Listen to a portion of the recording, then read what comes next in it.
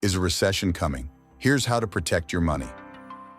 The stock market just had one of its worst weeks in years. Headlines are screaming recession. Your 401k is down.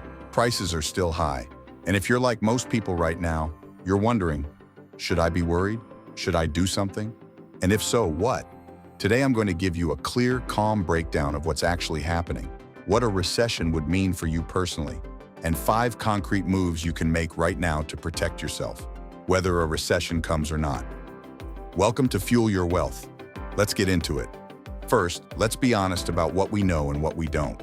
Nobody, not the Fed, not Wall Street analysts, not anyone on TV, can tell you with certainty whether a recession is coming or when.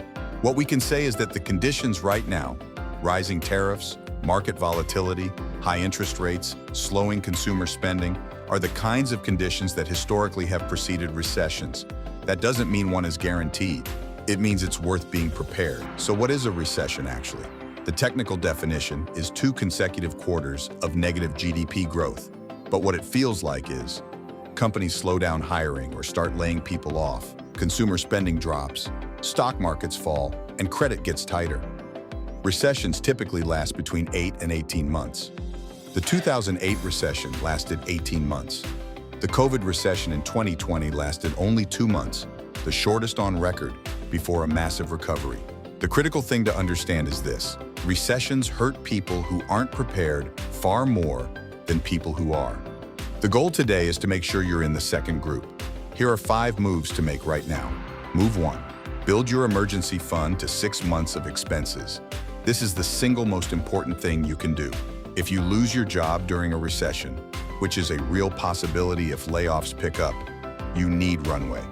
3 months used to be the standard advice. In today's environment, 6 months is the target. If you're not there, start redirecting money toward that goal now. Keep it in a high-yield savings account where it earns something while it sits. Right now, you can find rates between 4 and 5% at online banks. Move 2. Pay down high-interest variable rate debt. Credit cards, HELOCs, adjustable rate loans. These are dangerous in a recession because the interest rates can keep rising, and the minimum payments eat your cash flow exactly when you need it most. If you have high-interest debt, attacking it aggressively right now is one of the highest return moves available to you.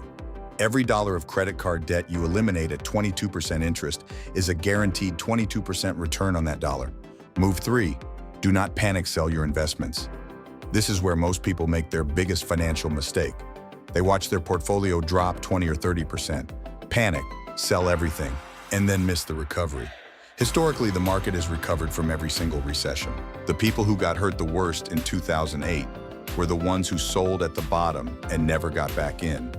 If your investments are in diversified index funds and you don't need that money for 5+ years, the correct move in most cases is to leave it alone and keep contributing. Move 4. Make yourself harder to lay off. This sounds obvious, but most people don't actually do it. Recessions create layoffs. Companies cut costs. The people who survive layoffs are the ones who are most visibly valuable.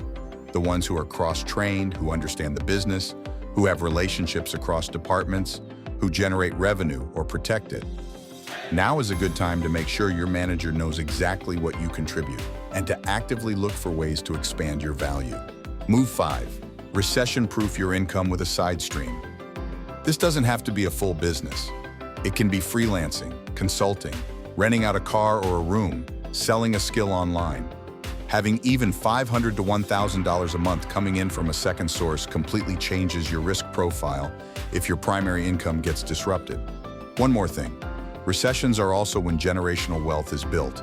For people who are prepared, assets go on sale, real estate drops, stocks drop, businesses become available. The people who had cash and stayed calm in 2009 bought assets at prices they could never access in normal times.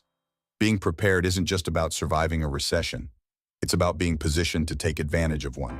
Don't forget to like this video and subscribe to Fuel Your Wealth for more videos like this every week. This is not financial advice. Always do your own research.